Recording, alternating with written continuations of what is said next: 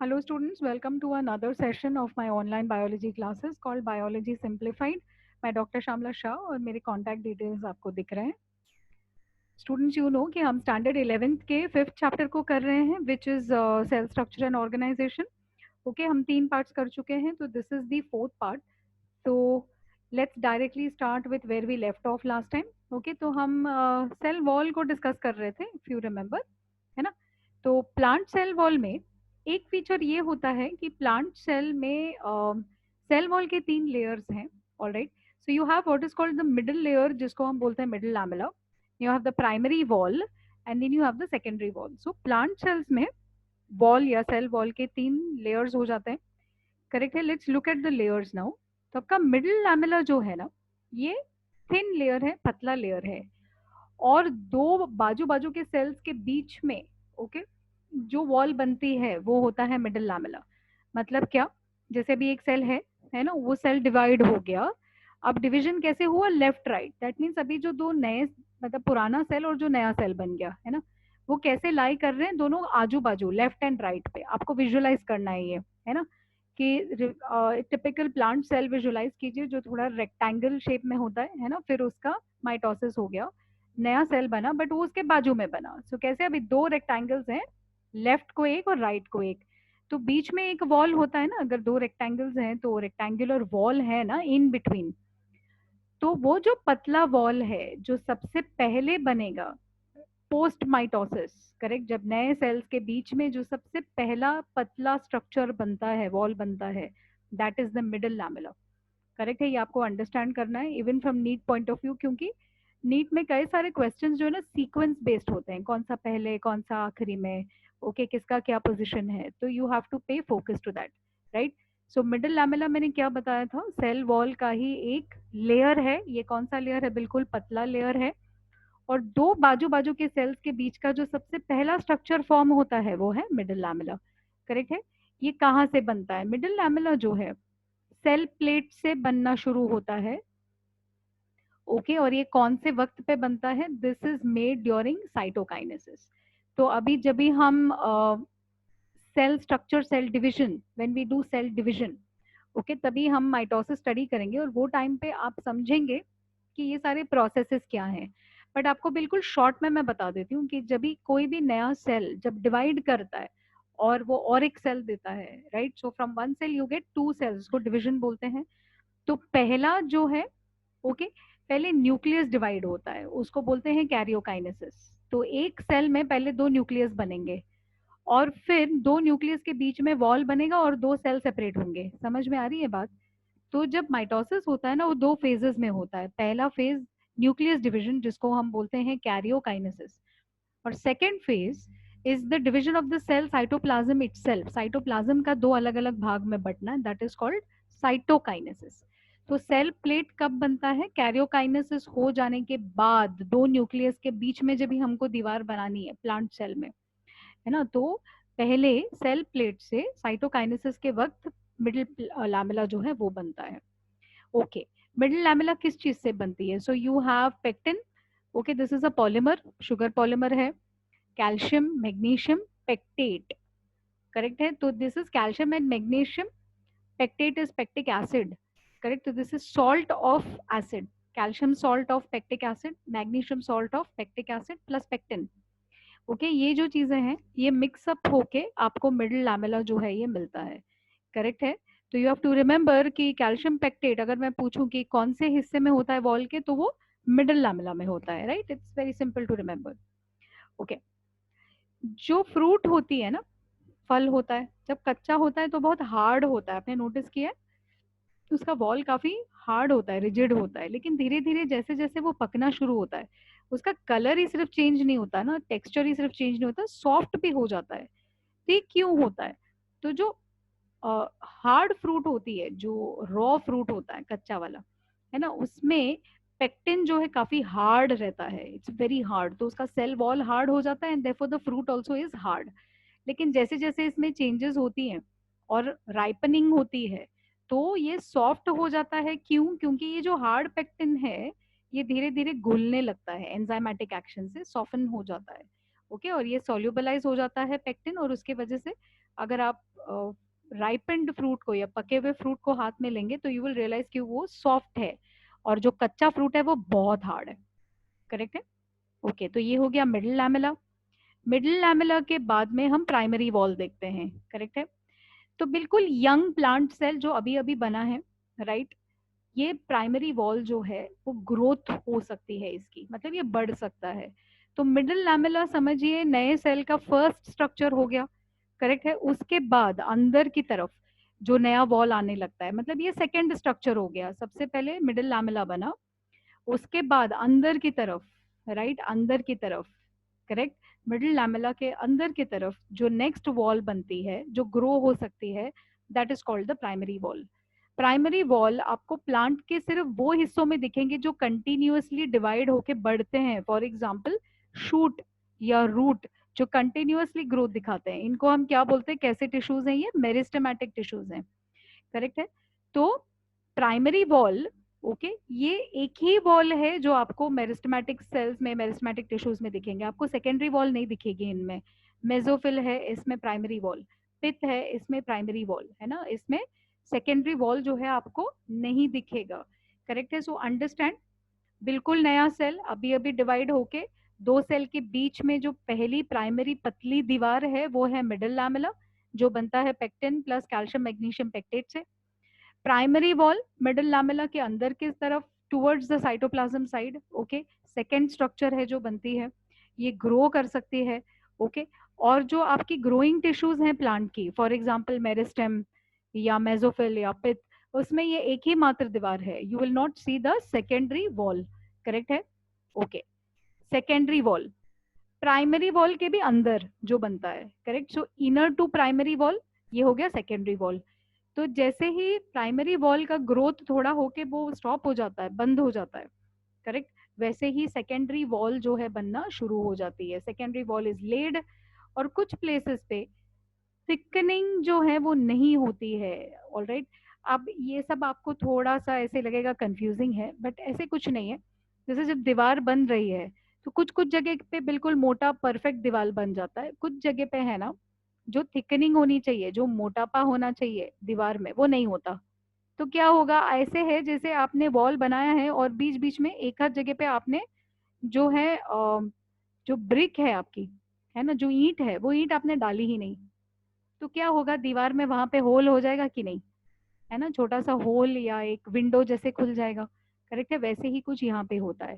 तो दीवार जो है वो कंटिन्यूअस नहीं होती। क्यों नहीं होता वो मैं बताती हूँ आपको, पहले आप अंडरस्टैंड कीजिए। करेक्ट। जो कुछ जगह पे थिकनिंग जो है एब्सेंट रहेगी और वहां पे खड्डे बन जाएंगे, पिट्स, मतलब खड्डे छोटे छोटे। जैसे मैंने आपको बताया था ना कि यू आर नॉट पुटिंग, अपने बीच में ईंटें नहीं डाली तो वो खड्डे या होल्स हो गए वहां पे। करेक्ट है। अब ये खड्डों की जरूरत क्यों पड़ती है, अब आप एक चीज अंडरस्टैंड कीजिए कि वॉल जो है वो सेल वॉल, हम प्लांट के सेल की डिस्कशन कर रहे हैं यहाँ पे, एंड सेल वॉल इंपॉर्टेंट है, ये हम ऑलरेडी एस्टेब्लिश कर चुके हैं। करेक्ट है। तो रिजिडिटी के लिए, सपोर्ट के लिए, etcetera etcetera, we need a wall. लेकिन मान लीजिए कि जैसे लीफ है ना, पत्ता है, उसमें इतने सारे सेल्स हैं कि नहीं है, बहुत सारे हैं ना, आजू बाजू में इतने सारे सेल्स हैं।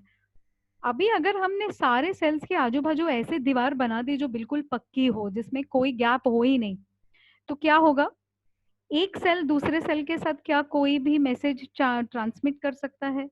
नहीं कर पाएगा। क्या वो कम्युनिकेट कर पाएगा? अगर कोई इन्फेक्शन हो गई या अगर उसको कोई न्यूट्रिशन की जरूरत है तो एक सेल दूसरे सेल से कम्युनिकेट बिल्कुल नहीं कर पाएगा, अगर आपकी दीवार एकदम 100% पक्की बन जाए, है ना। तो हमको क्या करना है, हमको उस चीज का भी ध्यान रखना है। तो देयरफॉर क्या किया जाता है कि जो आपका सेकेंडरी वॉल है, सेकेंडरी वॉल पे कुछ कुछ जगह पे हम ईंट को ऐसे ही खाली छोड़ देते हैं, तो क्या है, वहां पे गैप बन गई। अब वो गैप में से जो एक सेल और दूसरे सेल के बीच में जो होल है, जो गैप है, उसमें से क्या होता है, एक सेल का साइटोप्लाज्म दूसरे सेल के साइटोप्लाज्म के साथ में जाके मिक्सअप होता है। तो क्या आप इमेजिन कर सकते हैं, दो सेल बाजू बाजू में रेक्टेंगल्स हैं और उनके बीच में साइटोप्लाज्म जो है फ्लो हो रहा है छोटे छोटे होल्स में से, जो पिट्स बनी है उसमें से। करेक्ट है। तो ये कैसे दिखेंगे, साइटोप्लाज्म ऐसे दिखेगा जैसे छोटे छोटे ब्रिज बने हुए हैं, है ना, जैसे छोटे पुल बांधे हैं दोनों इसके बीच में, सेल्स के बीच में। तो इसको हम क्या बोलते हैं, साइटोप्लाज्मिक ब्रिजेस, या the technical term is plasmodesmata. Correct है। तो क्योंकि प्लांट एक मल्टी सेल्यूलर ऑर्गेनिज्म है, तो सारे सेल्स को आपस में बातचीत भी करनी है, कम्युनिकेट भी करना है। करेक्ट है। चीजों को ट्रांसफर भी करना है वन जगह से दूसरी जगह, तो हम कंप्लीटली उसको पैकअप करके नहीं रख सकते। इसीलिए कई सारे जगह पे जो सेल सेकेंडरी वॉल है वहां पे गैप्स हैं, पिट्स हैं, और ये पिट में से एक साइटोप्लाज्म जो है वो दूसरे साइटोप्लाज्म से मिक्सअप होती है, और ये जो बीच में पुलें बन जाती हैं साइटोप्लाज्म की, इनको हम बोलते हैं प्लाज्मोडेस्माटा। करेक्ट है। Alright. So plasmodesmata is due to pores और holes between the cell wall and the middle lamella. Okay, तो सेल वॉल जो है बाहर का एंड द मिडल लैमेला के बीच में gaps. Correct. So they have shown you here. आप थोड़ा सा इसको मैं इंक्रीज कर देती हूँ in terms of size. Correct.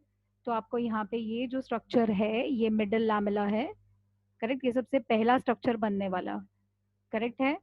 यहाँ पे साइटोप्लाज्म होगा, हाँ स्टूडेंट्स, ये साइड साइटोप्लाज्म, ये इनसाइड ऑफ द सेल, ये आउटसाइड ऑफ द सेल, मतलब ये एक और दूसरा सेल, ये नया, ये एक सेल, ये दूसरा सेल, साइटोप्लाज्म साइटोप्लाज्म। ओके, तो बीच में मिडिल लैमेला बन गया, ये आपका ग्रीन कलर का जो स्ट्रक्चर दिख रहा है। उसके बाद में आ जाता है प्राइमरी सेल वॉल।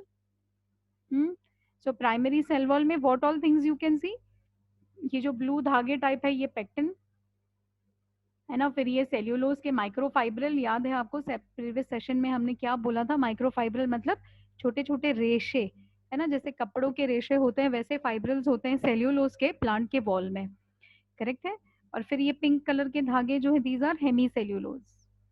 और ये नीचे जो दिख रहा है ये ऐसे सैंडविच जैसा स्ट्रक्चर है ना, ये बहुत क्लियर नहीं है बट ये दिख रहा है जो, ये है मेम्ब्रेन, प्लाज्मा मेम्ब्रेन। तो सेल वॉल जो है इसके दो लेयर्स उन्होंने दिखाए, the middle and the primary.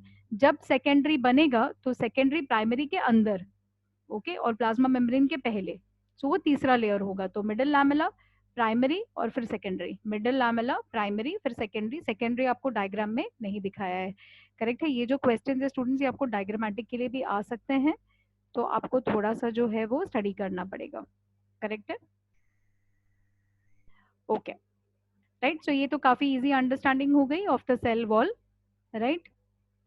अभी हम जाते हैं सेकेंड स्ट्रक्चर तक, alright, which is called the cell membrane, या जिसको प्लाज्मा मेम्ब्रेन या बायो मेम्ब्रेन भी बोला जाता है। करेक्ट है। सो हम बाहर से अंदर की तरफ आ रहे हैं सेल के। तो बाहर का सबसे आउटर लेयर जो है ये हमने only plant point of view से किया है स्टूडेंट्स, हमने फंगस एंड प्रोटिस्टा वगैरह के पॉइंट ऑफ व्यू से इसको इतना नहीं किया है। बट अगर आप 5 किंगडम में देखेंगे तो वहां पे थोड़ा बहुत डिस्क्रिप्शन आपको जो है मिल जाएगा, जो सेल वॉल में कौन से कंपोनेंट्स होते हैं, but we are not doing it in detail. Correct, आपको वो अंडरस्टैंडिंग रखनी है कि हम इसको सिर्फ एक ओवरऑल पर्सपेक्टिव से कर रहे हैं। करेक्ट है। तो बाहर से अंदर की तरफ सेल वॉल हमने प्लांट सेल का डिस्कस कर लिया है। अभी हम आते हैं प्लाज्मा मेम्ब्रेन या सेल मेम्ब्रेन या बायो मेम्ब्रेन पे। ओके, बिल्कुल पतला। तो सेल वॉल के अंदर नेक्स्ट लेयर, ओके, ये हो गया सेल मेम्ब्रेन, पतला है।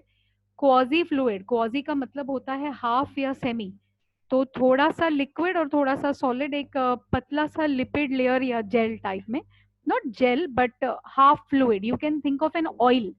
ऑयल का स्ट्रक्चर कैसे होता है, तेल का, है ना, वैसे टाइप का। क्वाजी फ्लूइड मतलब half fluid, semi fluid, right.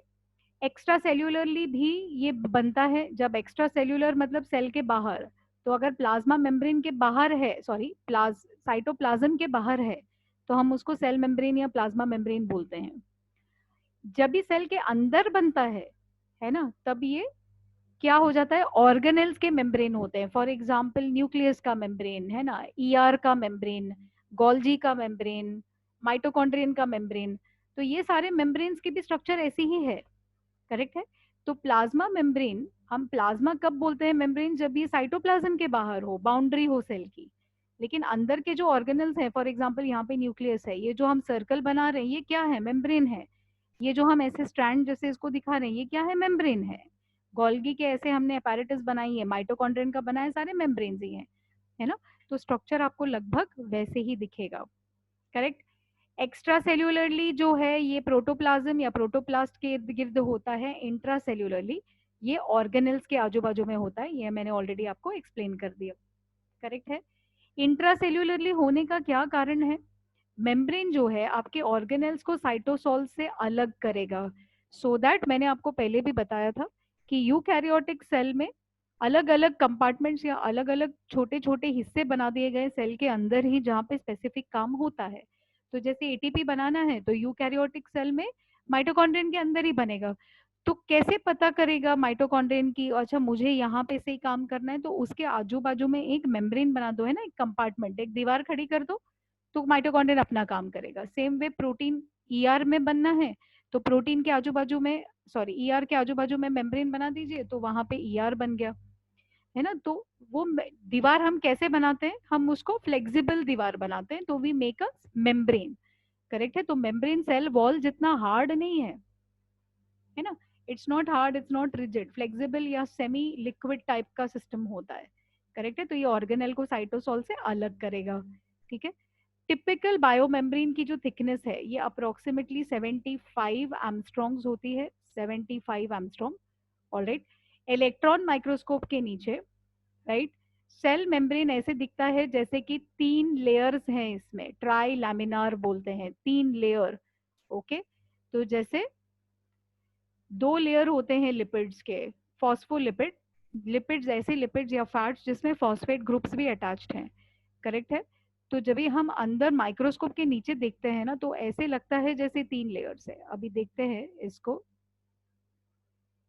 ये देखिए, ये इमेज है। अब ये 1 लेयर है, ऊपर का ये जो गोल गोल दिख रहा है, नीचे का जो गोल गोल है वो तीसरा लेयर, और बीच में ये जो यहाँ पे बहुत क्लैरिटी से नहीं दिख रही है, लेकिन ये फॉस्फोलिपिड के टेल्स हैं, फैटी एसिड के टेल्स। करेक्ट है। तो जब भी हम इसको इलेक्ट्रॉन माइक्रोस्कोप के नीचे देखते हैं तो कैसे दिखता है लिपिड या सेल मेम्ब्रेन, ऐसे लगता है जैसे कि 3 लेयर हैं, और ये हो गया ट्राइलैमिनर। करेक्ट है।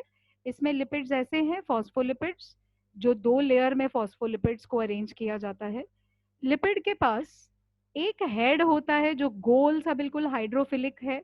हाइड्रोफिलिक मतलब वो पानी को पसंद करता है, पानी में घुलेगा। तो ये जो ऊपर का पार्ट दिख रहा है ना, ये राउंड राउंड राउंड ऐसे, है ना, दीज आर द हेड्स, इसको हेड बोलते हैं, और जो नीचे है वो टेल बोलते हैं। ऐसे इसका ये हेड है और इसका टेल अंदर है ना। तो हर एक फॉस्फेट का एक फॉस्फेट हेड और 2 टेल्स होते हैं।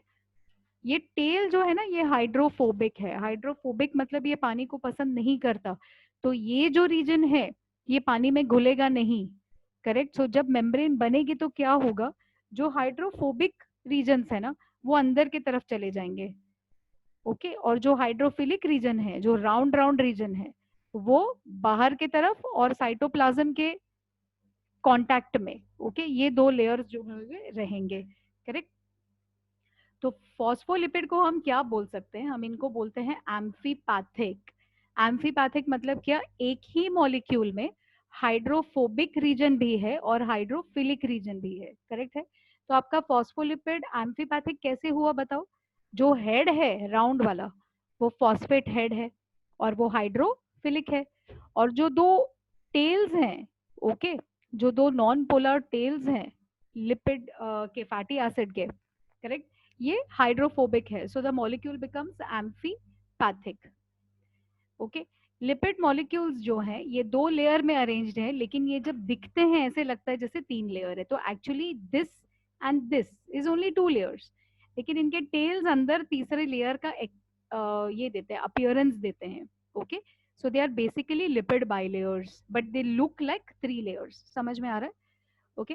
टेल्स जो हैं बीच में सैंडविच हो जाते हैं दोनों हेड्स के, एंड इसके वजह से टेल्स डायरेक्टली पानी के कांटेक्ट में नहीं आते। ओके। मैंने बताया आपको टेल्स जो हाइड्रोफोबिक है, तो अगर हाइड्रोफोबिक है तो पानी के कांटेक्ट में डायरेक्टली नहीं आने चाहिए। ओके। सो वो मॉडल जो है वो उस तरीके से बन जाता है। राइट। सेल मेम्ब्रेन में प्रोटीन एंड कार्बोहाइड्रेट्स भी होते हैं। राइट। तो जो रेशियो है प्रोटीन एंड लिपिड की, वो अलग अलग सेल्स में अलग अलग होता है। राइट। सो फॉर एग्जांपल जैसे हमारे रेड ब्लड सेल्स हैं, जो खून में लाल सेल्स होते हैं, उनके सेल मेम्ब्रेन का अगर हम रेशियो निकालेंगे ना, तो 52% प्रोटीन रहेगा उसमें और अराउंड 40% लिपिड। लेकिन ये कांस्टेंट नहीं है, तो ये आरबीसी का वैल्यू है। न्यूरॉन का वैल्यू अलग होगा, अगर आप किडनी सेल लेंगे उसका वैल्यू अलग होगा, स्किन सेल उसका वैल्यू अलग होगा।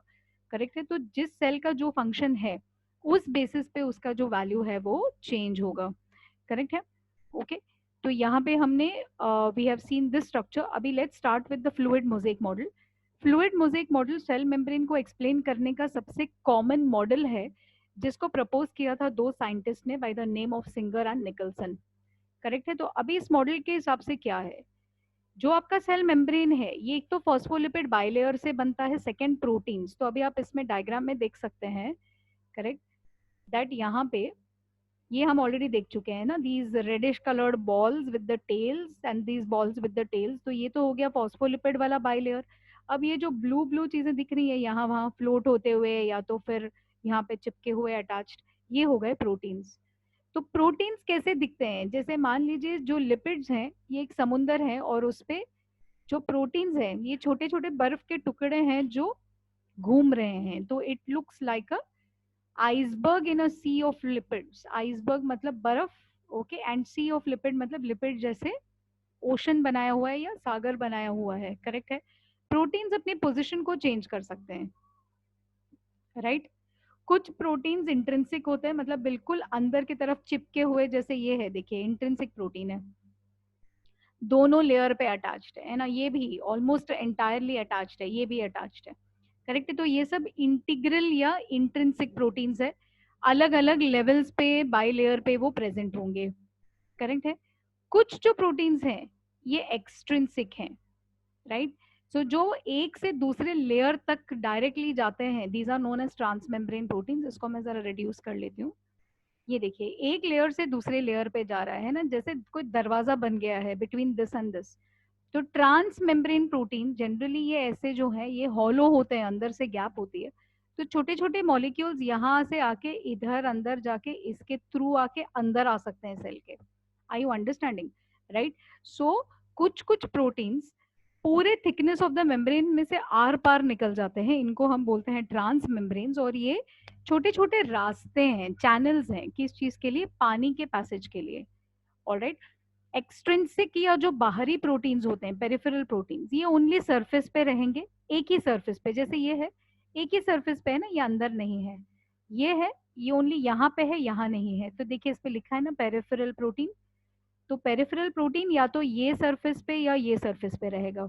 इंटेग्रल्स जो हैं ये अंदर अंदर थोड़े से फंसे हुए रहेंगे, और इंटेग्रल्स में या तो वो कंप्लीटली दोनों लेयर्स पे या तो एक ही लेयर में, लेकिन बिल्कुल फंसा हुआ अंदर. Okay so it is internal, it is integral, correct है? So I hope this is understood. Extrinsic या पेरिफेरल प्रोटीन ओनली सरफेस पे रहेंगे, या तो बाहरी सतह पे या तो अंदर, करेक्ट है? अब ये जो लिपिड है हमने पहले भी बोला था थोड़ा सा सेमी फ्लूइड है ना, पानी के जैसे, बिल्कुल पानी जैसे नहीं बट थोड़ा सा थिक. इसके वजह से क्या होता है, प्रोटीन्स जो हैं इस लिपिड में साइडवेज मूव कर सकते हैं. जैसे ये है ना, ये यहाँ से ये साइड आ सकता है, ये यहाँ से ये साइड आ सकता है, साइडवेज या लैटरल मूवमेंट. ओके, ये इस सतह को छोड़ के यहाँ नहीं आ सकता, ऊपर के सतह को छोड़ के नीचे नहीं आ सकते. तो वैसा मूवमेंट नहीं बट साइडवेज मूवमेंट जो है हो सकता है प्रोटीन्स का. और ये मूवमेंट कितना होता है ये दर्शाता है मेम्ब्रेन की फ्लूइडिटी को, मूवमेंट कैपेसिटी को, करेक्ट है? So is this understood, right? Okay. Plasma membrane का सबसे इंपॉर्टेंट फंक्शन क्या है? मॉलिक्यूल्स का ट्रांसपोर्ट करना, है ना? तो मेम्ब्रेन बहुत केयरफुल रहता है, कोई भी मॉलिक्यूल किसी भी टाइम पे कहीं से भी अंदर या बाहर नहीं जा सकता, है ना? बहुत केयरफुल है मेम्ब्रेन, कुछ ही चीजों को अलाउ करता है अंदर बाहर, और इसको बोलते हैं सिलेक्टिवली परमिएबल. सिलेक्टिव मतलब ओनली कुछ चीजें, कुछ मॉलिक्यूल्स, राइट? अभी अगर ट्रांसपोर्ट पैसिव हो जाए, पैसिव मतलब एनर्जी नहीं यूज होती है, तो मॉलिक्यूल्स डायरेक्टली मेम्ब्रेन को क्रॉस करके सिंपल डिफ्यूजन से अपने हाई से अपने लो कॉन्सेंट्रेशन पे जा सकता है बड़े इजीली, करेक्ट है? जैसे कि अगर सल्यूट को कोई चार्ज ना हो, न्यूट्रल है, या जैसे पानी है ना, पानी आराम से मूव कर सकता है, अगर कहीं ज्यादा पानी है तो वो कम के लेवल पे, अगर कम है तो ज्यादा, मतलब वो सेल मेम्ब्रेन को बड़ी आसानी से क्रॉस कर सकता है. पानी के लिए आपको स्पेसिफिक ट्रांसपोर्टर की जरूरत नहीं है. अब अगर एक्टिव ट्रांसपोर्ट हो तो एटीपी यूज करना पड़ता है सेल को. और एक्टिव ट्रांसपोर्ट कब होता है? जब कोई चार्ज्ड मॉलिक्यूल या आयन, ओके, ऐसे मूव करता है कि अपने लो से अपने हाई कॉन्सेंट्रेशन में वो जा रहा है.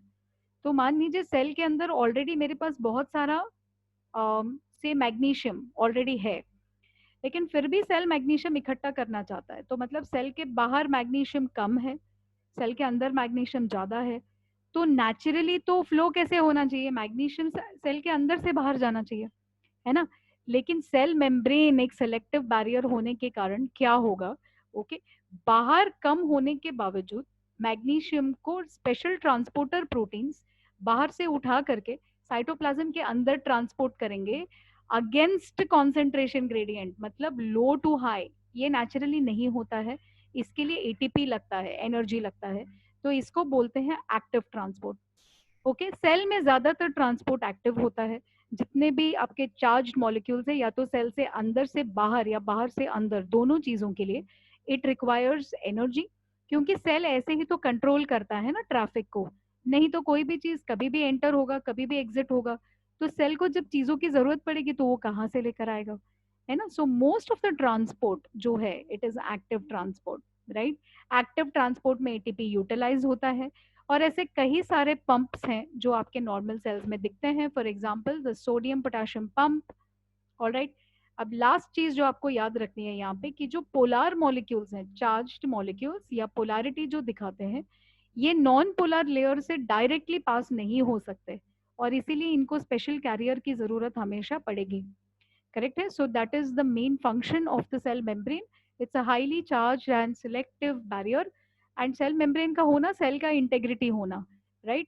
That means आपको कुछ सेल्स ऐसे जरूर मिल जाएंगे जिसमें वॉल नहीं है, लेकिन आपको कोई सेल ऐसा नहीं मिलेगा जहाँ पे मेम्ब्रेन नहीं है, करेक्ट है।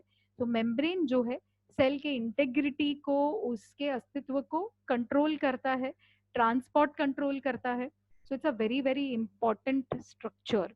करेक्ट है, ये स्ट्रक्चर आप सेल मेम्ब्रेन के कनेक्शन में पढ़ रहे हैं, बट इंटरनल मेम्ब्रेन का भी स्ट्रक्चर कुछ ऐसे ही होगा, तो न्यूक्लियर मेम्ब्रेन भी कुछ ऐसे बिहेव करेगा, ईआर मेम्ब्रेन भी कुछ ऐसे ही बिहेव करेगा।